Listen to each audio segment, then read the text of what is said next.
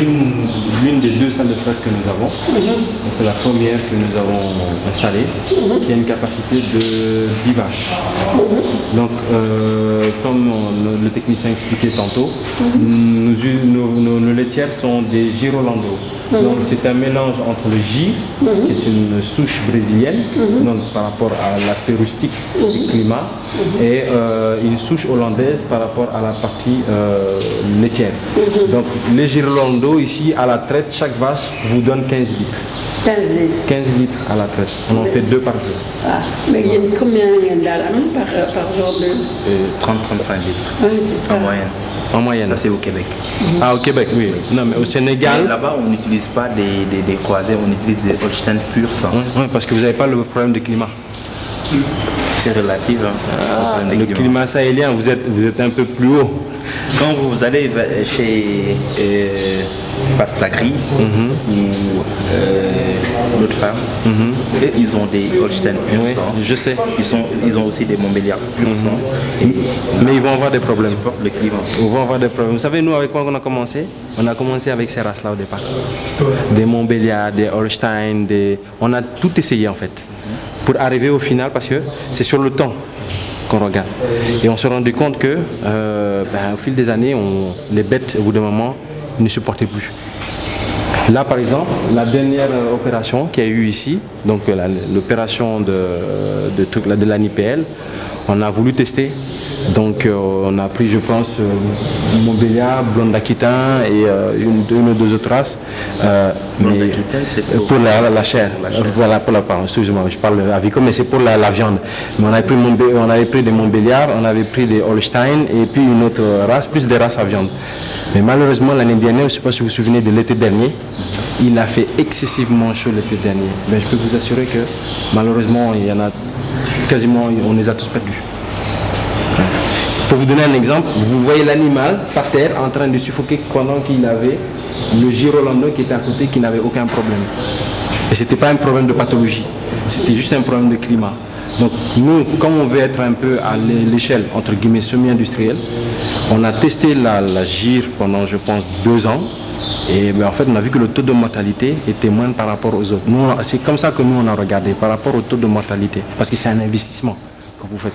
Pour acheter une vache, c'est pas petit. Donc vous regardez sur combien de temps elle va vous durer. Donc nous on s'est rendu compte qu'avec les gires, bon, grâce à Dieu, le climat il le supporte très très bien et on peut les déplacer.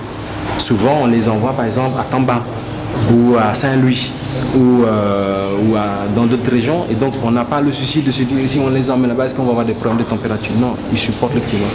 Parce que parfois vous n'avez pas forcément de quoi les nourrir ici. Donc il faut les transhumer. On les transhume ailleurs pour qu'ils puissent avoir de quoi se nourrir. Et après, quand on les retourne ici pendant les périodes de gestation. Vous les soignez avec quoi? Vous faites l'ensilage de maïs? L'ensilage de maïs et du concentré. Voilà, on a du concentré, le CMV et ensilage de maïs.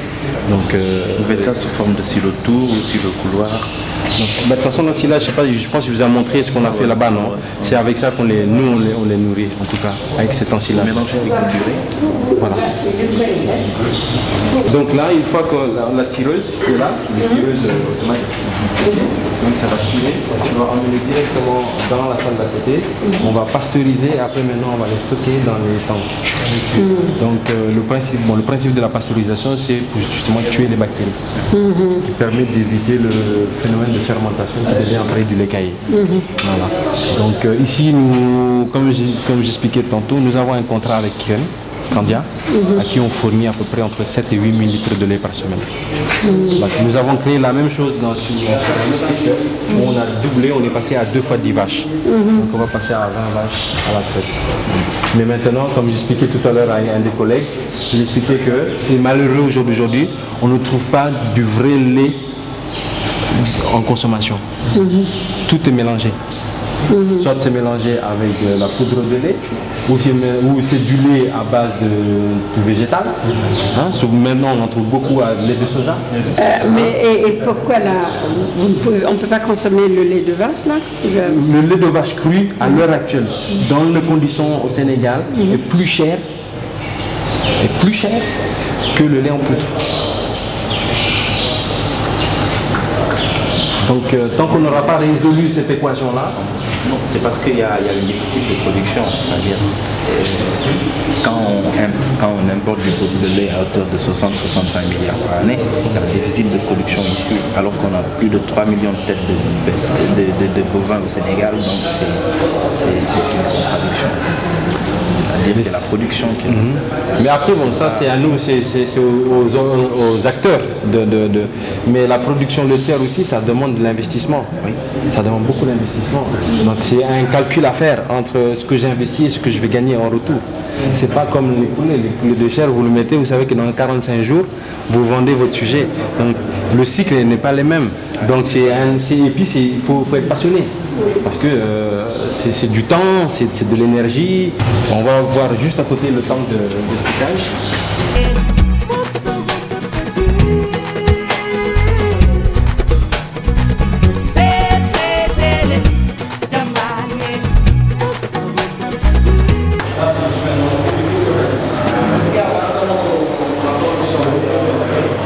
Ici, c'est pour dire seulement. Donc, nous n'avons pas beaucoup de vaches. Aujourd'hui, nous avons 400 litres, 450 litres. Donc, nous avons préféré faire ici. Parce qu'utiliser une machine pour. Quand tu as ligne, tu passes une seule fois. Là, c'est vraiment parce que là, c'est d'appoint. On fait juste un peu de production. Mais quand on doit vraiment répondre aux besoins de notre client, bientôt, il y a beaucoup de vaches qui sont gestantes, donc 300, 310 comme ça. Donc on commence à nous battre, on peut arriver jusqu'à 2000 litres.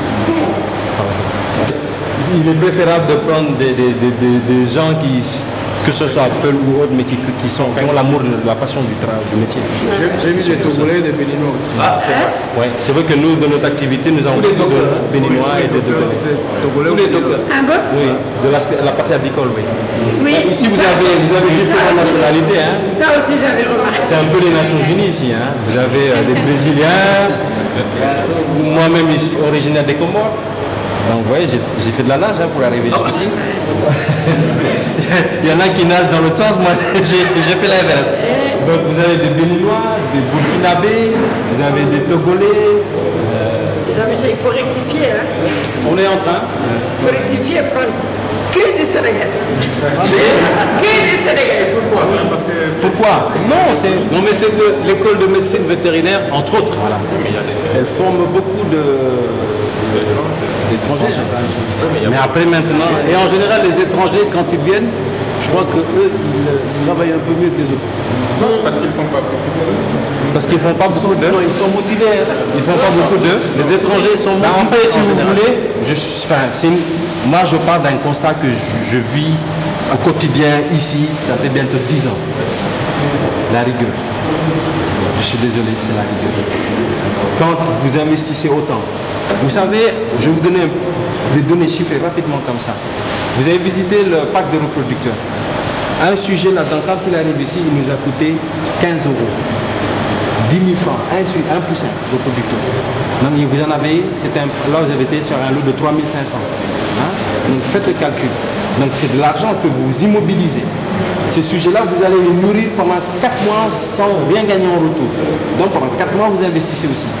Donc vous réfléchissez à qui vous donnez, la gérance de votre investissement. Il faut vous mettre aussi à la place de l'investisseur, de quelqu'un qui met son argent sur la table. Vous savez, moi j'habite dans cette ferme. Je vis là, lui c'est pareil. Ben nous le soir, je vous donne un exemple. Moi le soir, je prends ma voiture à 23h. Je fais le tour pour voir si mes sites sont sécurisés. Et ben, malheureusement quand j'arrive souvent, soit le gardien n'est pas venu, et donc il n'a alerté personne. Donc moi j'ai l'investissement de mon propriétaire qui est en danger, parce qu'il n'y a personne qui est là, il n'a pas prévenu. Où j'arrive, je peux faire le tour de la personne 10 fois et il dort. Sans se rendre compte qu'il y a quelqu'un. Donc, c'est ce que j'appelle, moi, il faut la rigueur dans le travail. On ne peut pas vous confier une tâche et prendre à la légère. Donc, malheureusement, peut-être, je ne sais pas, peut-être c'est un concours des circonstances, mais ces gens-là, ces gens-là avec qui nous travaillons, vous savez, le docteur qui est là, le docteur que j'ai rencontré, il est venu ici en tant que stagiaire. Hein. Il est arrivé en tant que stagiaire. Il a fait son stage ici, il s'est perfectionné, il est parti, il a fait ses diplômes et il est revenu chez nous. Alors qu'il aurait pu partir ailleurs. C'est un choix après. Mais c'est des gens sur qui je sais que je peux dormir. S'il y a un problème, je l'appelle à 4 h du matin, il décroche instinctivement son téléphone. Si je lui dis, ah doc, j'ai l'impression qu'il y a un problème d'électricité, ou truc, est-ce que tu peux venir? Il va quitter. C'est des gens, on les a forcés à venir s'installer à Pout. Et ils n'ont pas rechigné. Ils ont quitté Dakar, ils sont venus, ils sont à Pout, parce qu'ils savent qu'ils sont à distance de leur travail. S'il y a un problème, dans les 5 minutes qui suivent, il est là. Et maintenant, vous appelez, votre téléphone est sur votre portable. Et ça, vous ne pouvez pas vous permettre dans une activité comme la viticulture. La viticulture, ça demande de la rigueur. Quand vous investissez là-dedans, vous ne pouvez pas vous permettre d'avoir des manquements. Que ce soit la viticulture, que ce soit l'élevage, que ce soit du maraîchage. Peu importe ce que vous faites dans ce domaine, la rigueur, c'est primordial. Sinon, vous ne pouvez pas. Bien sûr. Sinon, si vous allez investir, c'est comme si vous investissez à perte. Bien sûr. Et pour ceux qui, je le répète, pour ceux qui veulent faire ce domaine, vous ne pouvez pas faire autre chose que ça. Si vous voulez vous lancer dans l'agriculture, oubliez toute autre activité. Sinon, c'est de l'argent que vous allez jeter par la fenêtre. Moi, je vous le dis tout de suite. Il faut oublier le foot. Vous emmenez la télé jusqu'au poulailler.